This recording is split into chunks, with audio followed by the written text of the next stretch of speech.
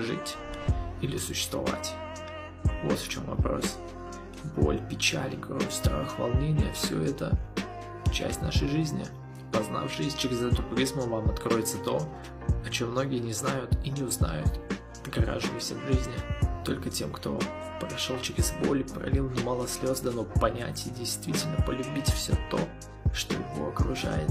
Такова цена за возможность видеть истину и все краски этого мира. Только тот, кто крещен болью, слезами, как бы грустно это ни звучало, становится настолько живым, насколько это возможно. Эта школа учит философии, которую никогда не постигнет Русь. Чашу жизни нужно выпивать до дна, а не довольствоваться пенкой из иллюзий на ее поверхности. Не бойтесь жить.